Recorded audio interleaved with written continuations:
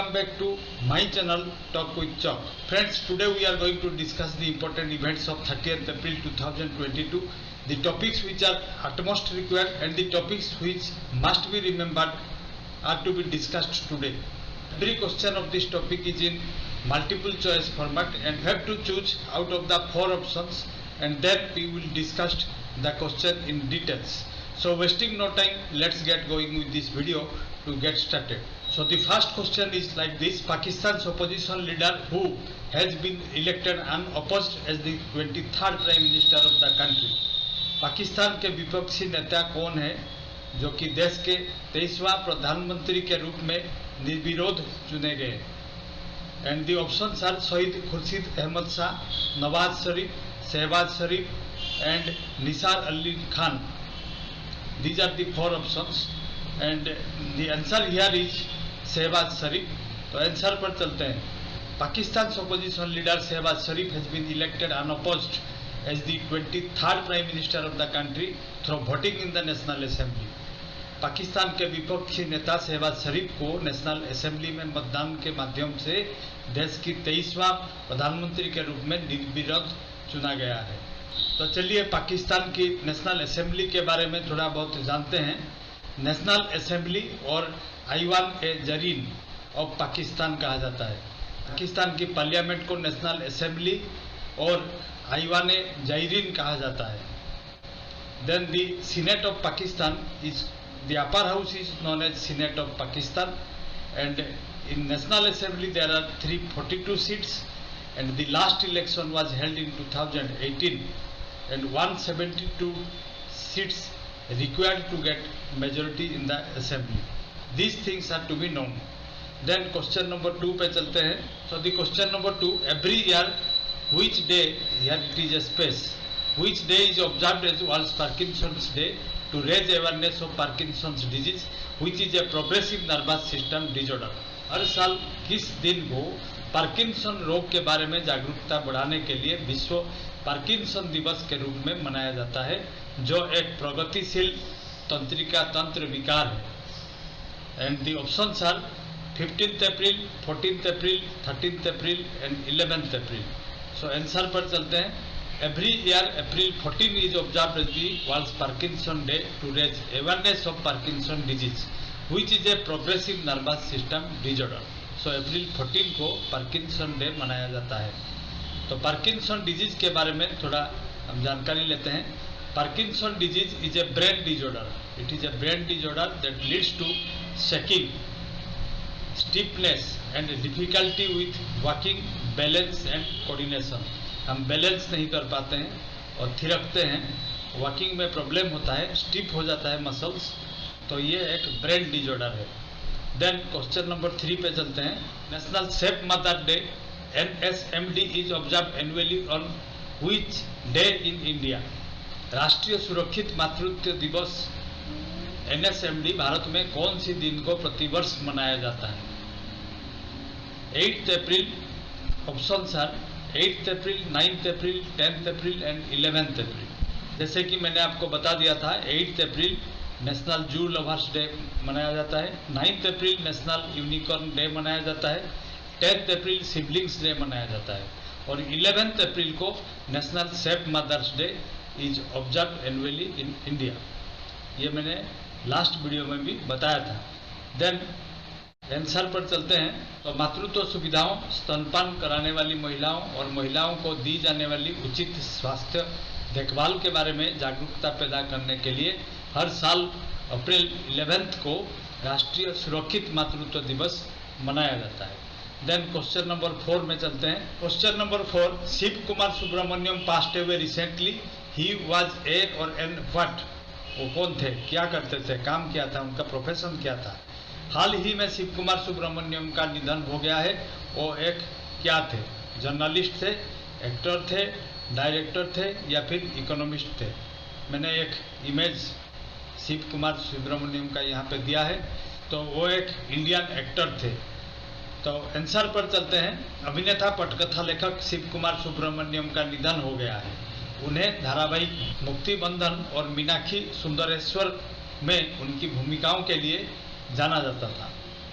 Then question number 5 पे चलते हैं। Which bank has launched a new deposit scheme named Vikas Shri Sampat 1111 या फिर 1111? किस बैंक ने विकास श्री संपत 1111 नाम से एक नई जमा योजना शुरू की है? और ऑप्शन है Karnataka Vikas Grameen bank, state bank of India, Canada bank या फिर केरला ग्रामीण बैंक। तो ये हैं 4 ऑप्शंस। तो आंसर पर चलते हैं। P Gopi Krishna, chairman of Karnataka Vikas Grameen bank, has launched a new deposit scheme of the bank named Vikas Shri Sampat 1111। Karnataka Vikas Grameen bank के अध्यक्ष पी गोपी कृष्णा ने विकास श्री संपत 1111 नाम से बैंक की एक नई जमा योजना शुरू की है। Question number 6, name the renowned Assamese poet who has on 56th Jnanpith award. उस प्रसिद्ध असमिया कवि का नाम बताइए जिन्होंने 56th ज्ञानपीठ पुरस्कार जीता है। और ऑप्शन आर बालचंद्र नेमाड़े, दामोदर माउजो, रघुवीर चौधरी और नीलमणि फुकन। ये 4 ऑप्शंस हैं। तो यहाँ पे आंसर कौन सा होगा? नीलमणि फुकन। और ज्ञानपीठ और नीलमणि फुकन के बारे में थोड़ा जानते हैं। प्रसिद्ध असमिया कवि नीलमणि फुकन को गुवाहाटी में देश के सर्वोच्च साहित्यिक पुरस्कार 56th ज्ञानपीठ पुरस्कार से सम्मानित किया जाएगा। तो 56th ज्ञानपीठ अवार्ड 2020 के लिए ये दिया जा रहा है। और नीलमणि फुकन के बारे में थोड़ा जानते हैं। His notable works are given here. I have given you some data. सूर्य हेनु नामी आहे एई नदियदी, ये एक किताब है उनका। और गुलाबी जामुर लग्न, ये है दूसरा किताब। और कविता, ये थर्ड वन। ये तीनों के लिए वो जाने जाते हैं।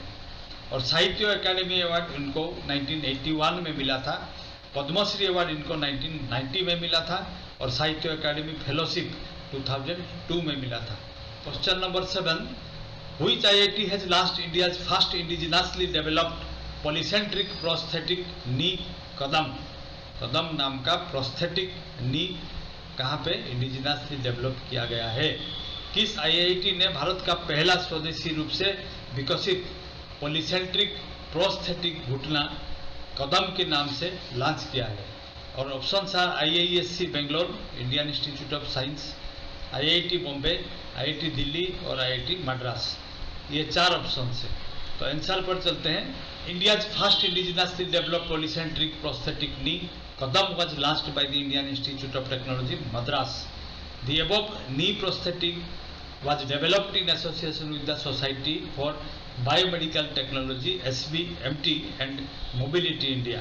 प्रोस्थेटिक नी मतलब ऐसा समझिए कि एक सुपरफिशियल या फिर आर्टिफिशियल नी है, आर्टिफिशियल लेग लिम्स।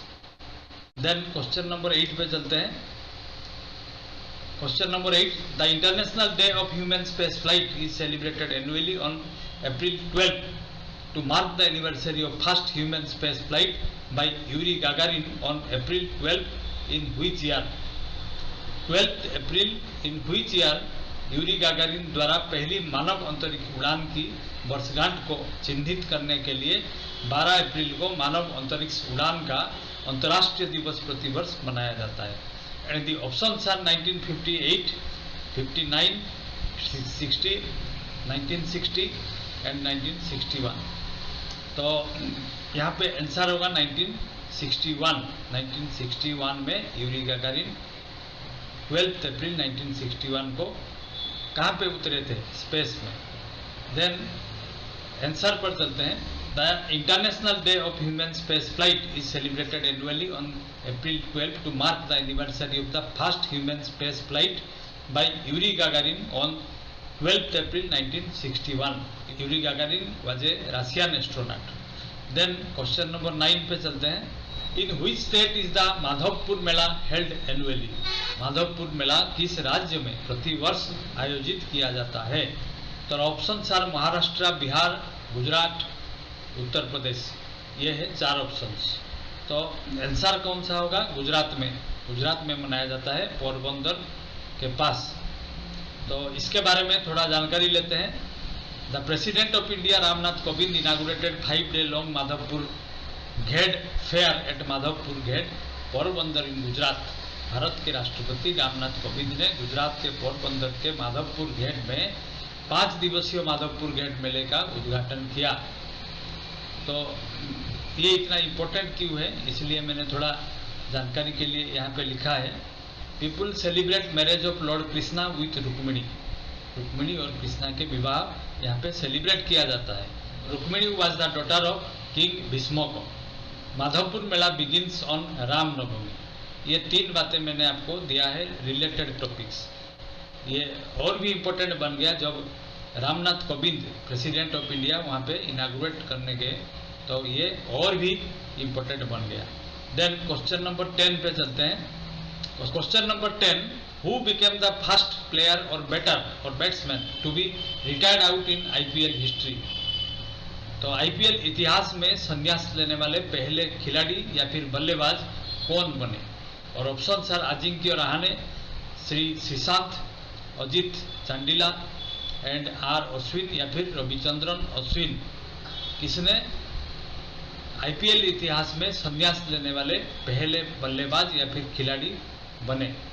तो ये रविचंद्रन अश्विन का मैंने एक आपको इमेज दिया है। तो आंसर पर चलते हैं। वानखेड़े स्टेडियम में राजस्थान रॉयल्स और लखनऊ सुपर जायंट्स के बीच IPL 2022 के मैच में R अश्विन IPL के इतिहास में रिटायर होने वाले पहले बल्लेबाज बने। The IPL 2022 match between Rajasthan royal and Lucknow super giants at the Wankhede stadium, so R Ravichandran Ashwin became the first batsman in IPL history to be retired. तो आज के लिए इतना ही। नेक्स्ट वीडियो में हम 14 अप्रैल में जो इम्पोर्टेंट इवेंट्स हैं और जो याद रखना चाहिए उसी को हम लेके आएंगे। कल हम लेके आएंगे 14 अप्रैल का जो जितने भी इम्पोर्टेंट इवेंट्स हैं उसी के ऊपर multiple choice questions. Be a careerist and always be inside the culture of success. Thank you for watching.